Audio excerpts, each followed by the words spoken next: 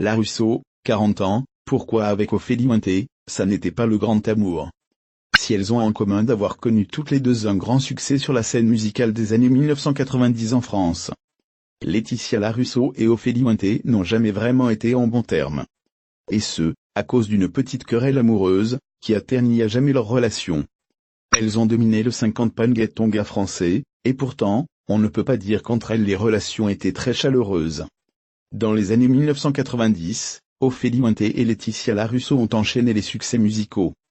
L'une avec son single Dieu m'a donné à foi en 1995, l'autre avec Tu m'oublieras en 1998. Et si elles auraient pu se partager la scène avec la plus grande complicité. Il se trouve qu'entre les deux chanteuses, l'entente n'a jamais vraiment été au beau fixe. Et ce, à cause d'un chagrin d'amour, celui de Larusso, qui fait de vendredi 11 octobre son 40e anniversaire. Lorsque son compagnon, l'homme d'affaires Michael Bonisti, l'a quitté pour Ophélie Winter. En 2009, Laetitia Larusso avait confirmé que son ex-fiancé l'avait quitté pour Ophélie Winter, accusant la chanteuse de lui avoir volé son compagnon. Une querelle qui remonte désormais à plusieurs années, mais qui semble avoir définitivement sonné le glas d'une entente cordiale entre les deux chanteuses. Cette année-là, tandis qu'elle faisait son grand retour musical avec son single « Comme toi », Larusso expliquait être tombée sur un homme qui n'avait pas tenu ses promesses, ajoutant que pour elle, le mariage c'est sacré, et qu'il avait préféré s'engager dans une autre relation. Ce que Michael Bonisti avait alors nié auprès du magazine Closé. En expliquant que leur histoire sentimentale était déjà terminée depuis un moment lorsqu'il a rencontré Ophélie Winter. J'ai expliqué moi-même à Laetitia Larusso que je ne souhaitais pas poursuivre notre relation, considérant que mes sentiments à son égard n'étaient pas assez forts. Peu de temps après cette rupture, j'ai rencontré une femme dont je suis tombé amoureux et j'étais alors parfaitement libre de vivre une nouvelle relation, précisait-il. Après la déception, Laetitia Larusso avait rapidement tourné la page, et assurait n'avoir aucun problème avec Ophélie Winter. Tandis qu'il se murmurait déjà ce que cette dernière avait quitté seulement quelques mois plus tard l'homme d'affaires.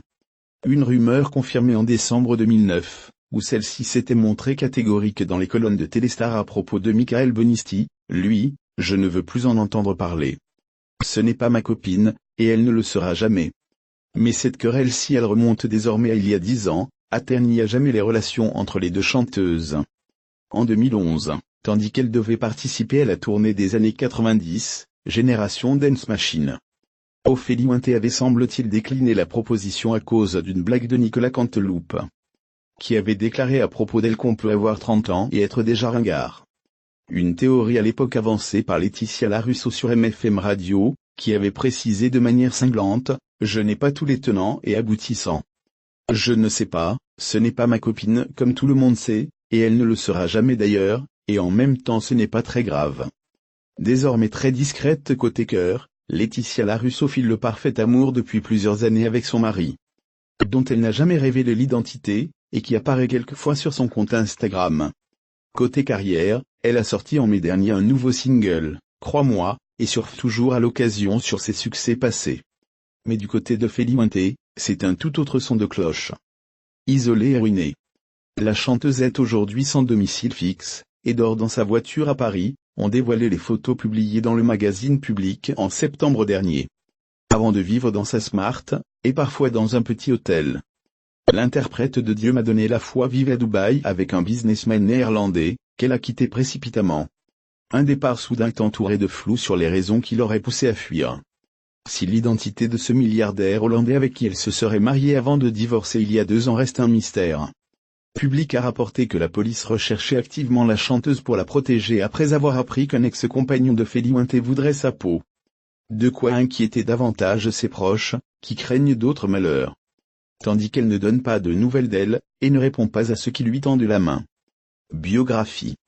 Laetitia Sorro de son vrai nom est née le 11 octobre 1979 à Paris, d'un père marocain et d'une mère tunisienne. La petite fille se passionne rapidement pour le chant, et à l'âge de 11 ans participe avec le groupe d'enfants Kid Bazar, créé par Stéphanie Fugain, à l'enregistrement de la chanson Fastoche.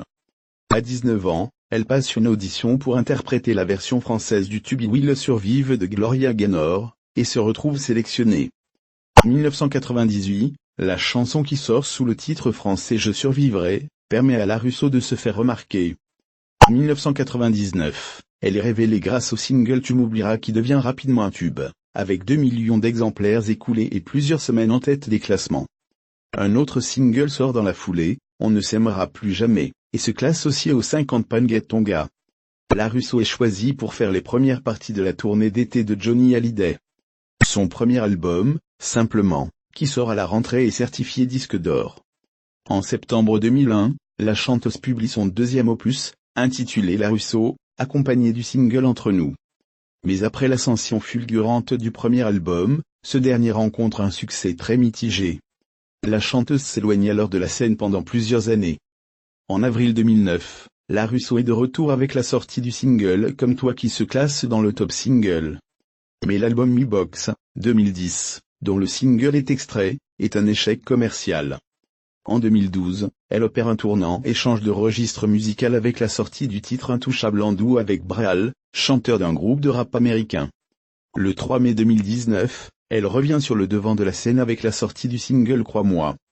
Le 18 mai 2019, elle participe au concert du Stade de France de la tournée Star 80 aux côtés de Jean-Luc Lahaye, Patrick Hernandez ou encore Julie Pietri. Côté vie privée, La Russo est mariée. Biographie.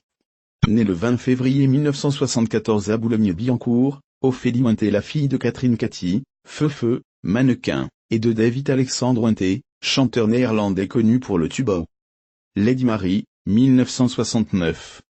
Ses parents se séparent en 1976, son père s'exile aux États-Unis. Elle grandit à Neuilly-sur-Seine, en vrai garçon manqué elle est inséparable de son frère aîné, Michael, né en 1972. À 6 ans, elle monte sur scène pour la première fois, et enregistre son premier 45 tours en 1984, la chanson des klaxons. Après un deuxième titre, Poil de carotte, en 1987, au succès mitigé, elle fréquente le lycée Saint-James de Neuilly. Mais dès 1991 elle délaisse ses études pour suivre les pas de sa mère, et se lance dans le mannequinat. Cantonnée aux photos de mannequins de lingerie, elle décide alors de reprendre contact avec des producteurs pour renouer avec la chanson. En 1993, elle rencontre le chanteur Prince, ensemble ils enregistrent à Minneapolis une reprise du tube The Most Beautiful Girl in the World. À l'automne 1994, la chaîne M6 propose à Ophélie Winter la présentation d'une émission musicale hebdomadaire, le Hit Machine. Propulsée animatrice star de la chaîne, elle cumule les émissions pendant 3 ans, Dance Machine Club, Coming Next, Offly Street, Offly Show. Elle profite de cette popularité pour sortir en 1995 le single du M'a donné la foi qui devient le tube de son album Nos soucis. Vendu à 600 000 exemplaires et certifié disque de platine. Elle laisse à sa mère la gestion de ses affaires, et crée avec elle une société de production, Winall. Curieuse de découvrir d'autres univers, elle fait une première apparition au cinéma en 1996 dans Homme, Femme, mode d'emploi de Claude Lelouch. L'année suivante, elle décroche les rôles principaux dans Tout doit disparaître de Philippe Mouille et Bouge de Jérôme Cornio.